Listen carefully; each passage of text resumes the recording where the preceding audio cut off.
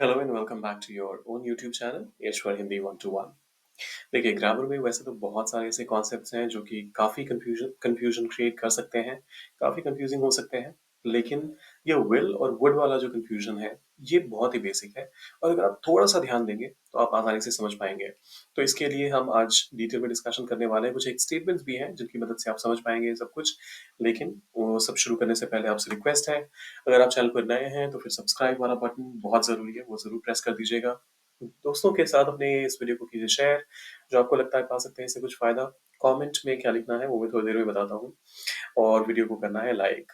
आपको अगर किसी खास टॉपिक पर वीडियो देखना है, तो आप वो भी लिख सकते हैं, I want a video on और फिर इस टॉपिक का नाम। वैसे ये जो वीडियो है, विल और वुड वाला, ये भी किसी के रिक्वेस्ट पर ही आ रहा है। तो आप लोग ऐसे ही अपना प्यार बनाए रखिए और ये चारों चीज़ें आपके लिए तो फ्री हैं, लेकिन हम जैसे नए क्रिएटर्स को करती हैं काफ़ी इनकरेज। देखिए, जब हम वुड का इस्तेमाल करते हैं, तो वुड का इस्तेमाल हम 4 चीज़ों के लिए करते हैं। या तो आप बहुत ही पोलाइटली किसी से कोई रिक्वेस्ट करना चाहते हैं, ये वाला पार्ट, या फिर कोई ऐसी चीज़ जो कि संभव नहीं है, हाइपोथेटिकल है। बस आप एक ये कह रहे हैं कि अगर ऐसा होता तो वैसा हो जाता, तो उस केस में हाइपोथेटिकल होता है। रिपोर्टेड स्पीच में अगर सेंटेंस मान लीजिए शुरुआत में पास्ट से शुरू हुई और एकदम से बीच में आपने फ्यूचर में शिफ्ट कर लिया, तो वो नहीं चलेगा। विल का पास्ट के फॉर्म में भी वुड का इस्तेमाल होता है और पास्ट हैबिट्स जैसे यूज्ड टू कहते हैं हम, काफ़ी हद तक उसको रिप्लेस करने के लिए आप वुड का इस्तेमाल कर सकते हैं। वहीं विल का इस्तेमाल तब करते हैं जब आप बिल्कुल डेफिनिट तौर पे कहना चाहते हैं that this is supposed to happen और this is going to happen. कोई प्लान चीज़ हो सकती है या फिर एक पॉसिबिलिटी की बात हो सकती है। देखिए, जैसे ये स्टेटमेंट है, मैं तुम्हें कल फ़ोन करूँगा। अब इसमें वुड का इस्तेमाल करने का कोई सेंस ही नहीं बनता, आपको यहाँ पर विल का इस्तेमाल करना चाहिए। पहले इसको इंग्लिश में ट्रांसलेट कर लेते हैं। मैं फ़ोन करूँगा, आई विल कॉल यू, और कल तो tomorrow, I will call you tomorrow. ये बहुत ही आसान सा एक सिंपल सा एग्जांपल है विल का, जहाँ पर आप एक डेफिनिट प्रॉमिस कर रहे हैं, एक प्लान्ड चीज़ के बारे में बात कर रहे हैं कि ये ऐसा मेरा करने का इरादा है, आप अपनी इंटेंशंस के बारे में बात कर रहे हैं। सिमिलरली आप जब कहते हैं वह इस सप्ताह यात्रा पर जाएगा, सेम स्टोरी है। आप बिल्कुल एक प्लान के बारे में बात कर रहे हैं जो आपको लग रहा है कि मोस्ट लाइकली ये होगा ही होगा। सो वह जाएगा, ही विल गो, एक यात्रा पर, ऑन अ ट्रिप, इस सप्ताह, this week, he will go on a trip this week. वो हर सुबह पार्क में दौड़ेगा।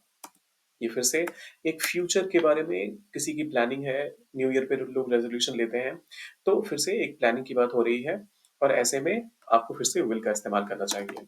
He will run in the park, वह दौड़ेगा, ही विल रन हर सुबह, मतलब पार्क में, इन द पार्क, हर सुबह, एवरी मॉर्निंग।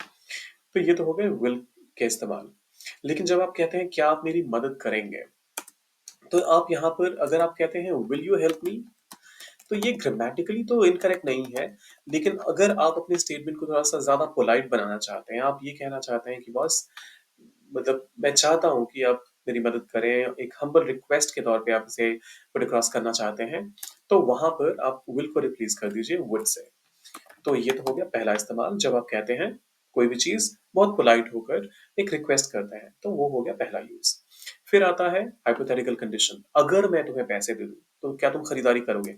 अब देखिए, आप हमेशा इस चीज का भी ध्यान रखिए कि जब कभी भी वुड का इस्तेमाल जनरल सेंस में होता है, तो फिर आप अक्सर इसके साथ अ, इस चीज का भी ध्यान रखिए कि वो सर्टेनिटी थोड़ी कम हो जाती है। विल का मतलब है कि ये होगा ही होगा, वहीं वुड का मतलब है कि होने के चांसेस कम है, उतने नहीं है जितने विल के साथ है। सो अगर मैं तुम्हें पैसे दे दूं, if I give you money, अगर यहाँ पर if I give you money कहेंगे तो वो भी ग्रामेटिकली इनकरेक्ट नहीं होगा। मैं इसे जीरो कंडीशनल के तौर पे इस्तेमाल कर रहा हूँ, तो मैं if I give you money का इस्तेमाल कर रहा हूँ। So if I give you money, तो क्या तुम खरीदारी करोगे।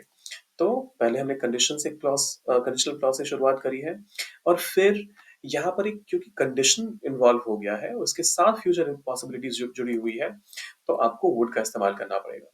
तुम खरीदारी करोगे, you would do the shopping. लेकिन यहाँ है क्या तुम खरीदारी करोगे, तो would you do the shopping, और फिर लास्ट में एक question mark. If I give you money would you do the shopping? क्या आप खिड़की बंद कर देंगे? बहुत पोलाइट रिक्वेस्ट है। तो फिर से would you close the window? Would you close the window? आप चाहें तो इसके साथ प्लीज का भी इस्तेमाल कर सकते हैं, would you please close the window. लेकिन अगर आप will you please close the window का इस्तेमाल करेंगे तो ऐसा लगेगा कि यार मैं बोल बोल के थक गया हूँ, will you please close the window. तो इस चीज का ध्यान रखिएगा। पोलाइट रिक्वेस्ट खास तौर पे विल के साथ प्लीज का इस्तेमाल, जैसे कैन यू, तो सिर्फ आप कैपेबिलिटी पूछ रहे हैं या परमिशन पूछ रहे हैं। लेकिन अगर आप कैन यू प्लीज का इस्तेमाल करते हैं तो वो बहुत ही हार्श स्टेटमेंट है अपने आप में। ये कहने की कोशिश कर रहे हैं आप कि यार मतलब तुम करोगे, भगवान के लिए करोगे, कुछ कुछ इस तरीके का सेंस आप दे रहे हैं। तो वुड यू प्लीज चलेगा, would you please polite request के लिए बिल्कुल भी नहीं चलेगा, इस चीज का भी ध्यान रखिएगा। कहता है कि मेरी मदद करेगा। वह कहता है, अब देखिए, बेशक ये प्रेजेंट में लग रहा होगा आपको सेंटेंस, लेकिन हम क्योंकि वुड का इस्तेमाल करने वाले हैं तो इस वजह से हम कहेंगे ही सेज, वह मेरी मदद करेगा। ही सेज दैट, और फिर इसके आगे हम कहेंगे ही वुड हेल्प मी। यहाँ पर आप चाहें तो दैट को ओमिट भी कर सकते हैं, दैट को हटा भी सकते हैं, सेंटेंस पे कोई फर्क नहीं पड़ेगा। अब यहाँ पर ये रिपोर्टेड स्पीच के तौर पे काम कर रहा है। और रिपोर्टेड स्पीच में क्या होता है कि बेशक आपने सेंटेंस की शुरुआत प्रेजेंट से की लेकिन थॉट बीच में फ्यूचर में चला गया, तो ऐसे में आपको विल के बदले वुड का इस्तेमाल करना ज्यादा अप्रोप्रिएट रहेगा। मैं ऐसा नहीं करूंगा अगर मैं तुम होता, या फिर मैं ऐसा नहीं करता अगर मैं तुम्हारी जगह होता, कुछ ऐसा कहने की कोशिश की जा रही है। तो फिर इसके लिए आप कहेंगे I wouldn't do that if I were you. ये ध्यान दीजिए कि ये हाइपोथेटिकल कंडीशन है, आप कोई और तो हो ही नहीं सकते ना, ये तो बिल्कुल ही अनरियल कंडीशन है, तो ऐसे में आप वुड का हमेशा इस्तेमाल करेंगे। तो I will not do that if I were you, ये ग्रामेटिकली इनकरेक्ट होगा। I wouldn't do that if I were you. वह कहता था कि वह रोज सुबह जल्दी उठता था। अब ये देखिए, ये हैबिचुअल एक्शन की बात हो गई जो मैंने आपको शुरुआत में यूसेज बताया, उसमें भी इसकी चर्चा की थी मैंने। जैसे आप यूज टू का इस्तेमाल करते हैं, ये काफी हद तक यूज टू को रिप्लेस करेगा। वह कहता था, ही वुड से, कि वह हर रोज सुबह जल्दी उठता था। That he woke up early every, और रोज सुबह, so early every morning. He would say that he woke up early every morning. फिर से यहाँ पर एक पास्ट के हैबिचुअल एक्शन की बात हो रही है या फिर रिपीटेड एक्शन की। तो ऐसे में भी आप वुड का इस्तेमाल कर सकते हैं। जैसे आप कहते हैं, अगर आप इसे इसके बदले कहते हैं वह कहता था, ही यूज्ड टू से, तो इस यूज्ड टू को भी रिप्लेस करने में आप वुड का इस्तेमाल कर सकते हैं। वो भी बिल्कुल सेम सेंस देगा जो यूज्ड टू देता है। अगर मेरे पास समय होता, फिर से हाइपोथेटिकल कंडीशन आ गया। इफ आई हैड टाइम, तो मैं तुम्हारे लिए खाना बनाता। I would cook for you. If I had time I would cook for you. Unreal situation, मतलब अभी मेरे पास समय नहीं है, तो ये तो समझ जाओ तुम, लेकिन अगर होता तो मैं ऐसा कर देता तुम्हारे लिए। क्या आप कृपया मुझे पानी देंगे? Extremely polite request. Would you please give me water? Would you please give me water? आप चाहें तो वाटर के बदले सम वाटर भी कर सकते हैं।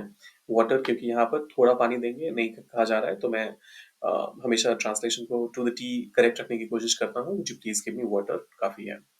अगर वह मुझसे पूछता तो मैं उसे सब कुछ बता देता। अगर वह मुझसे पूछता, इसे दो तरीके से आप बना सकते हैं। या तो आप कह सकते हैं if he if he asked me, तो मैं उसे सब बता देता। I would tell him everything. अगर इफ वह ही पूछता, आस्क्ड मुझसे, मी, इफ ही आस्क्ड मी, मैं उसे सब कुछ बता देता। तो के लिए हम यहाँ पर कोई वर्ड इस्तेमाल अलग से नहीं कर रहे हैं। मैं, आई, सब कुछ बता देता। वुड टेल हिम, उसे, तो हिम, और सब कुछ के लिए एवरीथिंग। तो यहाँ पर फिर से अगर वह मुझसे पूछता, कंडीशन की बात हो रही है। उसने नहीं पूछा तो मैंने नहीं बताया, क्योंकि उसने नहीं पूछा मैंने नहीं बताया। लेकिन अगर पूछता तो मैं बता देता। तो ऐसे केस में आई वुड टेल हिम का इस्तेमाल कर सकते हैं। आप चाहें तो यहाँ पर एक दूसरे तरीके से भी इस कंडीशन को बना सकते हैं, had he asked me I would tell him everything। तो उसका भी सेंस सेम आएगा, उसका भी मीनिंग सेम आएगा और सेम तरीके से उसका भी इस्तेमाल किया जाएगा। वह कहती थी कि वह स्कूल से सीधे घर जाती थी। अब ये फिर से रिपीटेड एक्शन हो गया पास्ट का, जहां पर हम यूज्ड टू को रिप्लेस करेंगे। वह कहती थी को आपने ट्रांसलेट करना है, वो स्कूल से सीधे घर जाती थी। तो इसके लिए आप कहेंगे she went home she went straight home from the school. तो ये तो हो गया वो स्कूल से सीधे घर जाती थी के लिए। और वह कहती थी के लिए क्या होगा, वो विल का इस्तेमाल करेंगे या वुड का, वो आप बताइए और इसका ट्रांसलेशन डालिए कमेंट बॉक्स में। और जाने से पहले वीडियो को लाइक, चैनल को सब्सक्राइब, शेयर करना मत भूलिएगा वीडियो को। और कमेंट में क्या लिखना है, जिस भी टॉपिक पर आपको वीडियो चाहिए वो लिखिए, I want a video on, और फिर इस टॉपिक का नाम, और साथ साथ आप चाहें तो इसका ट्रांसलेशन भी लिख सकते हैं। मिलते हैं जल्दी।